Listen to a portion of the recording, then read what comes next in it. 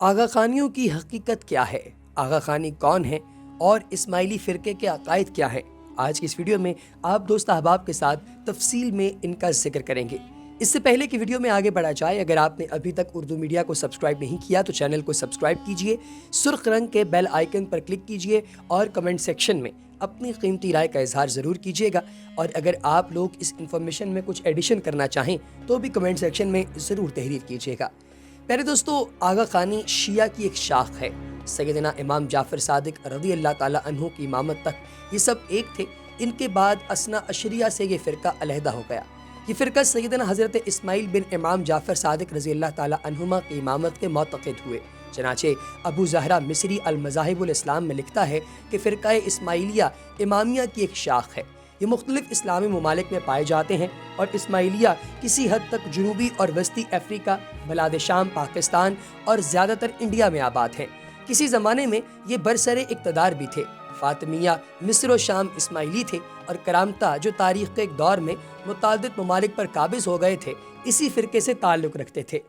فرقہ اسماعیل بن جعفر کی طرف منسوب ہے، اور یہ آئمہ کے بارے میں امام جعفر صادق تک اثنا عشریہ کے ساتھ متفق ہیں۔ امام جعفر صادق کے بعد ان دونوں میں اختلاف پایا جاتا ہے۔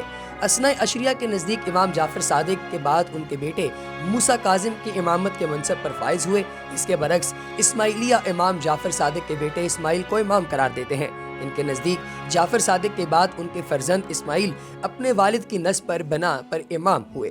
اسماعیل گو اپنے والد سے قبل فوت ہو گئے، مگر نسب کا فائدہ یہ ہوا کہ امامت ان کے خلاف میں موجود رہی، کیونکہ امام کی نسب کو قابل عمل قرار دینا اس کو محمل کر کے رکھ دینے سے بہتر ہے۔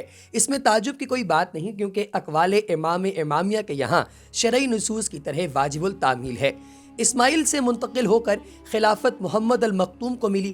یہ مستور آئمہ میں سے اولین امام تھے۔ امامیہ کے نزدیک امام مستور بھی ہو سکتا ہے، اور اس کی اطاعت بھی ضروری ہوتی ہے۔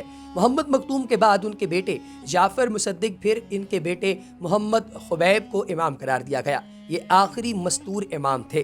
ان کے بعد عبداللہ مہدی ہوئے، جس کو ملک المغرب بھی کہا جاتا ہے۔ اس کے بعد ان کی اولاد مصر کی بادشاہ ہوئی، اور یہی فاطمی کہلائے۔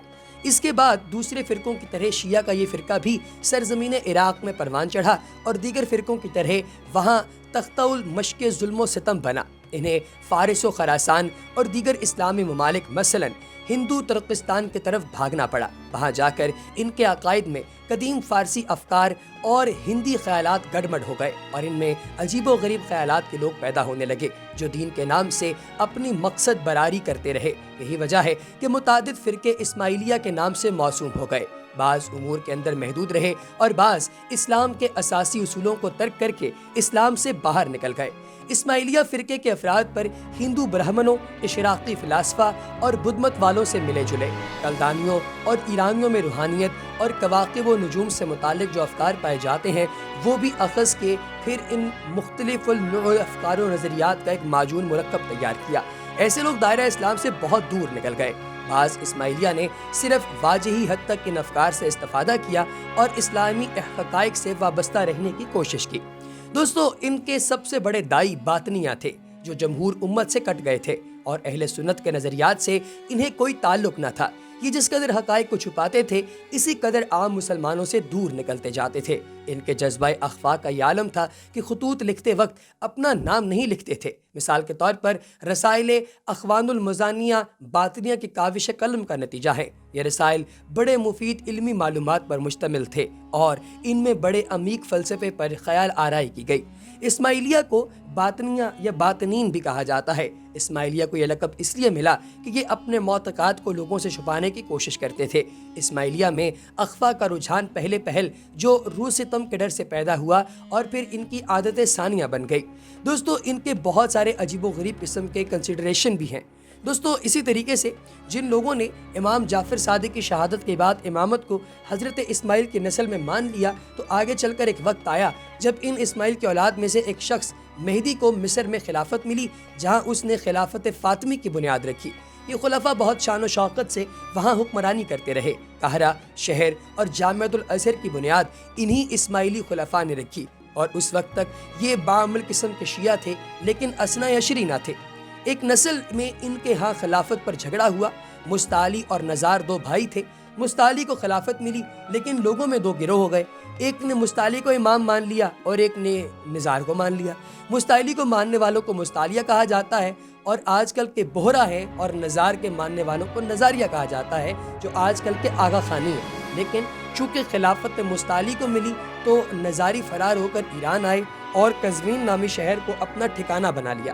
دوستو، جہاں کئی برس تک جاہوش حشم کے ساتھ انہوں نے حکمرانی کی، حسن بن صبا کے دور میں ان کو عروج حاصل ہوا اور ان کی فدائین کی تحریک بہت کامیاب ہوئی اور پوری سرزمین ایران میں انہوں نے اپنی دہشت بٹھا دی۔ بعد میں ان کا امام حسن علی ذکرہ السلام آیا، جس نے ظاہری شریعت ختم کر دی اور صرف باطنی شریعت برقرار رکھی۔ یہی وجہ ہے کہ آغا خانیوں کو فرقہ باطنیہ بھی کہا جاتا ہے۔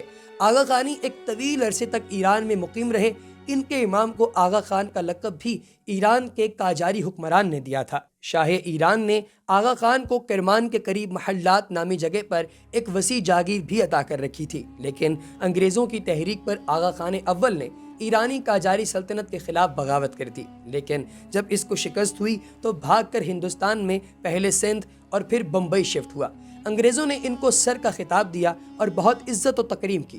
بحریوں کی خلافت جب مصر میں ختم ہوئی تو انہوں نے ہندوستان اور یمن کو اپنا مرکز بنا لیا۔ البتہ یہ لوگ باعمل مسلمان ہیں اور پابندی سے نماز وغیرہ پڑھتے ہیں۔ جہاں تک ان کے اسلام کا تعلق ہے تو بحریوں کے مسلمان ہونے میں کوئی شک نہیں، جب تک کہ یہ کسی امام کو گالی نہ دیں۔ کہتے ہیں کہ ایک زمانے تک یہ امام موسیٰ کاظم کو گالیاں دیتے تھے، جب بقول ان کے امامت کو غضب کر بیٹھے، نعوذ باللہ، لیکن یہ روش انہوں نے چھوڑ دی۔ تبھی آیت اللہ ابو الحسن اصفہانی کے دور میں ان کو نجف اور کربلا زیارت کی اجازت دی گئی۔ وہاں موجود ضریحوں اور حرم کی تعمیر اور چاندی سونے میں بحریوں نے کافی مدد کی۔